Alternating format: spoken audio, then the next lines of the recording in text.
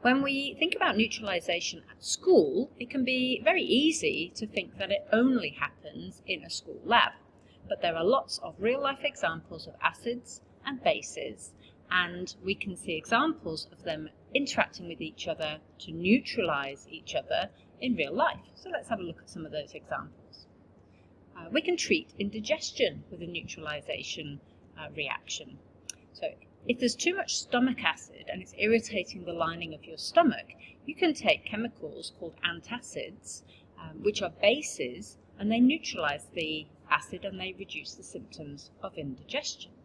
So your stomach acid has a pH down here, so you take a chemical with a pH of sort of 8 or 9, and together they take the pH of your stomach towards pH 7, which is neutral and non-irritant.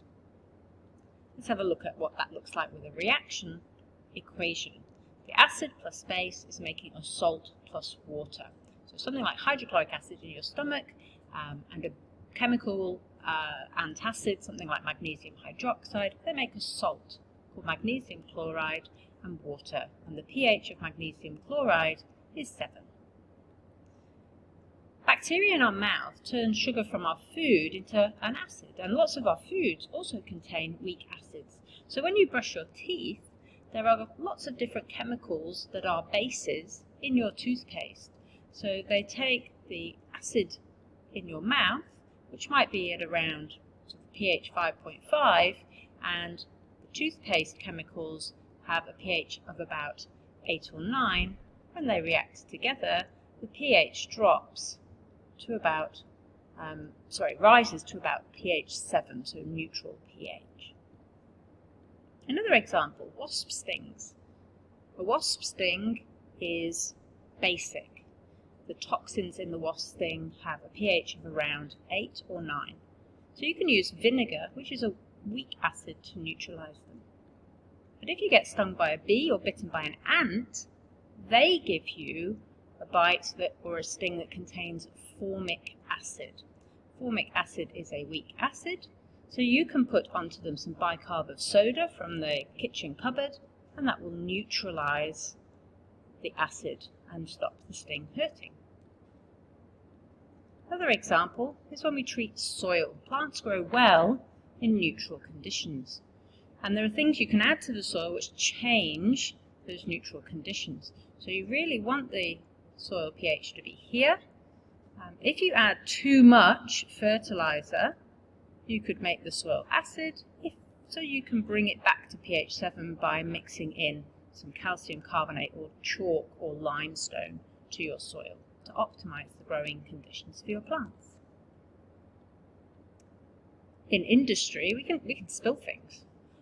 Big chemical containers, if they contain acids, you would use an alkaline to make the spill safe, something like sodium bicarbonate.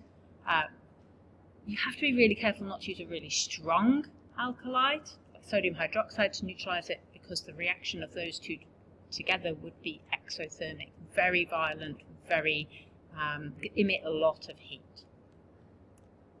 Think about generating electricity by burning coal. There are some impurities in coal that lead to pollution, and that pollution is acidic. So you get lots of acidic gases like sulfur dioxide and carbon dioxide escaping into the air, and that would make acid rain. So we can actually neutralize that by passing those waste gases through a base before we release them up the chimneys. And that protects all sorts of areas in the environment. Last example for you, soap. All soaps, like soap you have at the sink to wash your hands after you've been to the bathroom, or the shampoos you use for your hair, they are all basic to help to remove the grease and dirt. So you treat your hair with conditioner afterwards, which is a weak acid, to restore your hair to a neutral pH. And you can also use the idea of rinsing the shower with vinegar, because any soap smears on the glass of the shower or on the tiles in the bathroom will be removed by the vinegar, as the vinegar neutralizes the base in the soap. So have a think about all those different examples, and there are some pictures here to remind you, and try to write down in your notes a little bit of information prompted by each picture.